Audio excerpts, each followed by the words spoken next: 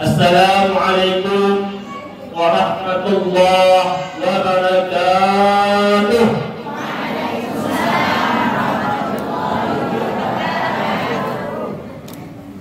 Bismillahirrahmanirrahim. Alhamdulillahilladzi asra bi'abdihi lailan minal harami ilal haram. Wassalatu wassalamu ala sayyidina wa habibina wa syafi'ina wa maulana Muhammadin afdalil anam wa ala alihi wa sahbihi wa man tabi'ahum bi ihsanin ila yaumil qiyamah. Subhanaka la ilma lana illa ma 'allamtana innaka antal alimul hakim. Rabbi shrah li sadri wa yassir li amri wahlul 'uqdatam min lisani yafqahu qawli. Wasaddid lisani wahdi qalbi bi jahi Nabi Muhammadin sallallahu alaihi wasallam wal ali wal ashabi amma ba'du. Yang saya muliakan dan saya hormati para tokoh agama, tokoh masyarakat, tokoh adat, tokoh kaum ibu yang sangat hadir dalam kesempatan ini. Para alim, para ulama, para tuan guru, terkhusus pengasuh pondok pesantren Haqqul Yaqin, pengasuh pondok pesantren Asy'ariyah, beserta para dewan-dewan guru. Terkhusus juga kepada pengasuh majelis taklim, ibu-ibu pondok pesantren Haqqul Yaqin, Ummi Hajjah Maskurah. Demikian juga Ibunda Nyai Hajjah Raihanah Sibawahi Al-Hafizah.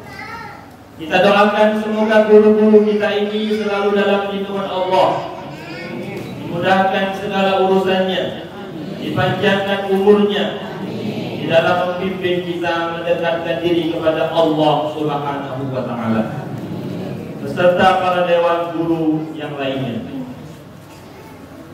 Hadirin wal hadirat, terkhusus para ibu-ibu anggota pengajian yang masya Allah putih-putih warnanya, cantik-cantik, insya Allah hatinya juga seputih pakaiannya. Amin ya rabbal alamin. Kesemuanya dirahmati, diberkahi oleh Allah Subhanahu wa Ta'ala. Duduk kita bersimpul di majlis ini, tanpa sadar kita telah mengumpulkan banyak sekali pahala-pahala yang besar. Pertama, kita telah keluar dari rumah tadi menuju tempat menuntut ilmu. Tempat menuntut ilmu ini pahalanya sangat besar. Kata Rasulullah SAW, "Man kharaja min baitihi fi talabil ilmi fahuwa fi sabilillah hatta yarji'a." Siapa yang keluar dari rumahnya? Ada yang keluar dari rumah tadi? Dari rumah kalau kan? Siapa yang keluar dari rumahnya menuju tempat ngaji, majlis taklim, maka dia dihitung fi sabilillah, di jalan Allah. Artinya kalau meninggal mati apa? Mati apa? Mati syahid. Mau ibu-ibu mati syahid? Matilah sekarang. Karena ketepatan di jalan Allah, dihitung terus di jalan Allah. Ibu ini dari benteng dari jalan Allah, Murapanco dari jalan Allah. Kapan selesai catatan itu? Hatta yarji'a, kalau ibu-ibu sudah balik lagi ke rumah masing-masing, lepas malaikat mencatat syahid atau syahid. Itu satu pahala ibu-ibu datang dalam kesempatan ini. Yang kedua, pahala kita dalam kesempatan ini adalah nilai pertemuan bersama saudara sesama muslim. Kata Rasulullah SAW, "Ma min muslimaini yaltaqiyani wa yatasafahani illa ghufira lahuma hatta yaftariqa. Tidaklah dua orang muslim atau muslimah masuk, mereka bertemu, kemudian mereka bersalam-salaman. Tadilah bersalaman yang artinya. Ada yang belum salaman, salaman lah sekarang. Kalau dia bertemu, kemudian bersalaman, maka keduanya diampuni dosa-dosanya oleh Allah. Makanya kelihatan cerah-cerah, bersih-bersih muka ibu-ibu. Ngapa? Lah diampuni dosanya. Hatta yaftariqa, sampai mereka berpisah. Kedua, pahala yang ibu dapatkan dalam majlis ini. Belum lagi ibu-ibu bertemu dengan orang-orang alim, ustazah. Kata Rasulullah diriwayatkan Imam Suyuti, man akrama aliman faqad akramani, wa man akramani faqad akramallah, wa man akramallah faqad jannah. Siapa yang memuliakan orang alim, ustaz, ustazah, buya, kiai, maka dia telah memuliakan aku, kata Rasulullah, sama dengan memuliakan Nabi. Kenapa memuliakan Nabi?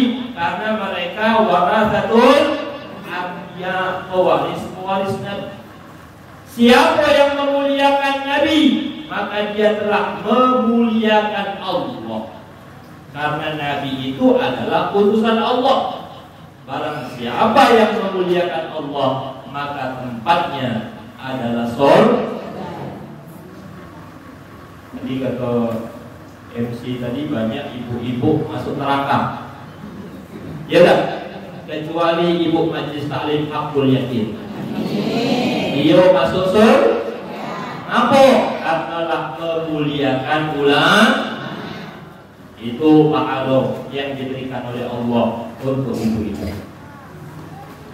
Belum lagi nilai sedekah. Masih sedekah tak ibu-ibu hari ini?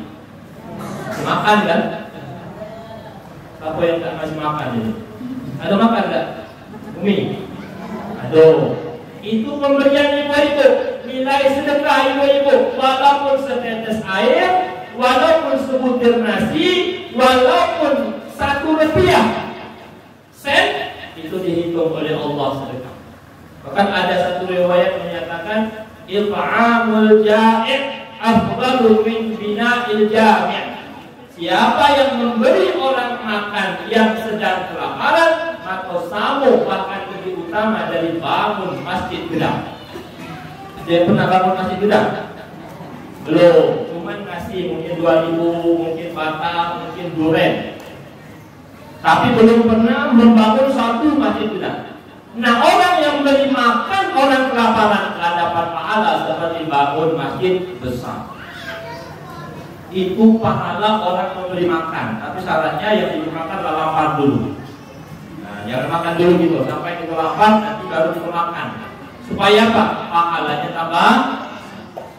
Nah, ini adalah nilai-nilai pahala yang telah ibu-ibu kumpulkan di dalam majlis taklim ini, disebabkan oleh guru kita mengajak bersama-sama. Maka kita harus benar-benar menghormati, benar-benar mentaati, benar-benar berterima kasih kepada guru-guru kita ini. Kenapa? Karena mereka membimbing, menuntun, mengajak kita untuk mengumpulkan pahala-pahala yang baik. Cobalah kalau kaki kita orang jahat, aduh mengumpulkan pahala, malah itu diajak apa? Diajak apa? Mengumpulkan dosa. Otak-otak tak jelas, ajak ke situ malah maling, alhamdulillah. Tapi kalau berkumpul dengan orang saleh, orang yang baik, orang yang berilmu, kita dituntun untuk mengumpulkan pahala-pahala yang banyak, khususnya yang telah ibu saksikan dalam majlis taklim yang berkah ini. Alhamdulillah. Semoga dengan langkah kaki ibu, dengan gerak tangan ibu, dengan capek-capek ibu berkorban duduk di sini adalah bagian rasa syukur kita akan nikmat-nikmat Allah yang besar itu, sehingga Allah memberkahi, memberikan kita istiqomahan untuk terus-menerus dalam majlis-majlis kebaikan seperti ini. Amin ya rabbal alamin. Kalau kita mendapatkan pahala yang sangat besar itu, sudah sangat senang, sudah sangat bangga, sudah sangat berbahagia. Tapi itu batasnya sekali. Tadi kan disebutkan, kalau bersalaman tadi bisa selesai. Kalau majlis taklim tadi pulang ke rumah selesai. Nah, kita nak ambil satu pelajaran yang bisa kita jadikan sebagai pahala jariah. Apa pahala jariah? Pahala yang terus mengalir, terus berjalan. Walaupun kalau bisa kita sudah mati sekalipun, pahalanya tetap ada. Mau ibu-ibu itu? Mau tak? Nah, makanya kita akan mengambil pelajaran dari peristiwa Isra dan Mi'raj ini untuk kita jadikan sebagai ilmu yuntafa'u bihi, sebagai ilmu yang bermanfaat. Terkhusus untuk pribadi kita, kalau bisa untuk anak cucu kita, keluarga, kalau bisa kita ajarkan di masyarakat kita. Pelajaran pertama, hikmah pertama dari Isra Mi'raj ini adalah Abuya As-Sayyid Muhammad bin Ali Al-Maliki rahimahullah ta'ala, beliau menyatakan di dalam kitab beliau, adalah pelajaran akhlak, akhlak yang mulia. Isra Mi'raj ini mengajarkan kita untuk memperoleh pedoman akhlak yang mulia. Di mana Ustaz ngambil akhlaknya? Akhlak itu kadang-kala kita salah sumber ibu-ibu. Kita kira akhlak itu yang ada kebiasaan, belum tentu. Kita kira akhlak itu adalah dari hati, belum tentu. Ada orang tak mau dijilbabi, jilbabi hati dulu sebelum jilbabi muka. Salah. Nak nak jilbabi hati kalau syariat tak dilaksanakan? Itu menganggap hati adalah asal muasal akhlak. Ada juga menganggap akhlak itu berasal daripada kemanfaatan umum. Selama bermanfaat umum bagus, belum tentu juga. Karena tidak semua orang sesuai dengan kehendak kita. Nah, Isra Mi'raj mengajarkan bahwasanya akhlak yang baik, akhlak mulia adalah yang berasal dari Allah dan Rasulullah. Dalam istilah lain, yang ditetapkan oleh syariat. Misalnya kita punya moto Kabupaten Bangko ini, saya lihat di Masjid Baitul Makmur itu apa? Adat beserti syarat, syarat beserti kitabullah. Maka adat itu adalah akhlak yang baik kalau dia didasari dengan syariat. Dan syariat itu adalah baik. Kenapa? Karena dia berdasarkan kitabullah yang dijelaskan oleh Rasulullah dan oleh para ulama. Nah, yang kita dengar tadi adalah contoh-contoh akhlak-akhlak yang baik dan akhlak-akhlak yang buruk. Ya udah, dari Nadia tadi. Nah, Nadia tadi ceramah. Berapa banyak dicontohkan akhlak-akhlak yang buruk. Akan riba, boleh buruk, jauhkan. Apalagi tidak melaksanakan amanah, akhlak buruk, jauhkan. Apa lagi tadi? Oh, masih ingat? Dah lupa. Akhlak itu tadi meninggalkan sholat, akhlak buruk. Apa lagi tadi? Digunting lidahnya karena suka ghibah, akhlak yang buruk. Makan daging yang mentah, meninggalkan daging yang masak karena berbuat serong, akhlak yang buruk, tinggalkan. Itu akhlak-akhlak yang buruk yang dicontohkan di dalam peristiwa Isra Mi'raj untuk ditinggalkan. Sudahlah, kita singkirkan akhlak yang buruk. Sekarang kita pakai akhlak yang baik. Sebab kalau terbiasa akhlak baik, insya Allah yang buruk tersingkir sedikit. Salah satunya akhlak yang baik yang diajarkan dalam Isra Mi'raj adalah ketika Rasulullah SAW tadi diceritakan oleh ibu tadi, akan perangkat itu dibersihkan dulu hatinya. Kenapa Rasulullah itu dibersihkan hati? Padahal hati beliau itu sudah bersih. Dan ada hati yang paling bersih kecuali hati apa? Hati Rasulullah. Dan seorang itu berfungsi baik ketika hatinya baik. Ala inna fil jasadi mudghah idza saluhat saluha sa'irul jasad wa idza fasadat fasada sa'irul jasad. Sesungguhnya di dalam diri manusia itu ada satu daging. Apabila daging itu baik, maka seluruh anggota tubuhnya akan baik. Kalau daging itu jahat, maka seluruh tubuhnya akan jahat. Ala wahyal qalbu, itulah hati.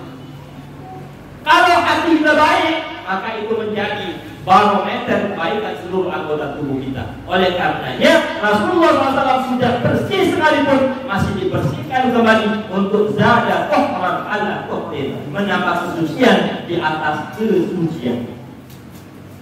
Itu sekarang diajari Rasulullah, itu ini bersihkan hati karena modal dasar itu hati. Suatu hari Luqman Al-Hakim, pernah dengar Luqman Al-Hakim?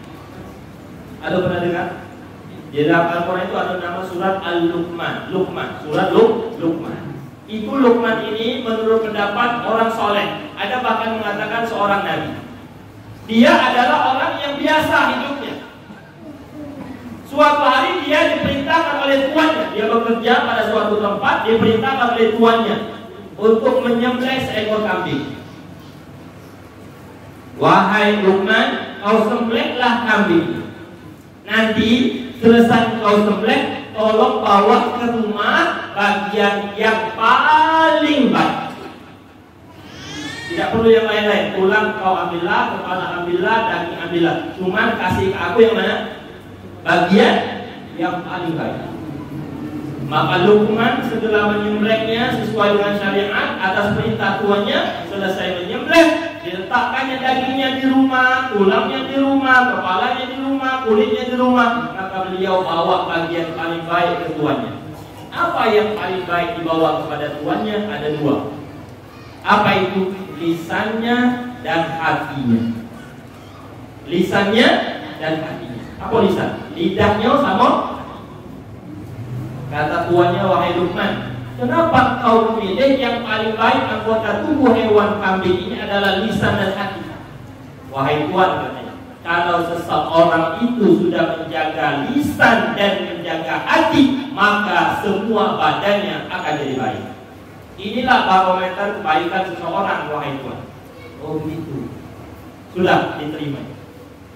Kemudian pada saat waktu yang lain diperintahkan untuk menyembelih lagi. Setelah disuruh, katanya sekarang, kemarin aku suruh yang paling baik. Sekarang kau bawa yang paling jelek, yang paling buruk. Bawa kepada aku. Dagingnya terserah kau dan dimakan dan sedekahkan kepada. Selesai menyembelih, ternyata dibawa kembali kepada tuannya apa? Yang sama juga. Dibawakan lidah sama dibawakan hati. Heran si tuannya, kok dibawa hati lisan? Padahal kemarin paling baik, kok sekarang jadi paling buruk? Ketika seseorang menggunakan lisannya kepada keburukan dan hatinya menjadi buruk, maka seluruh anggota tubuhnya akan menjadi juga paling buruk. Ini sebabnya hati itu nak dibersihkan. Itu sekarang banyaklah sakit hati kita ini sering memperhatikan zahir daripada batin itu. Sering memperhatikan nampak ini daripada yang tersembunyi.